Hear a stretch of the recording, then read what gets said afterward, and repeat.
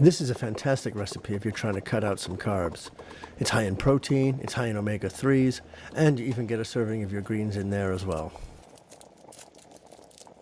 First, you'll want to make a bed of parsley or cilantro. Then you'll want to place your sardines, and you can do this either whole, or you can mix the sardines with vinegar and finely ground pepper as well. Grate some cheese over the top. Et voila, that's it.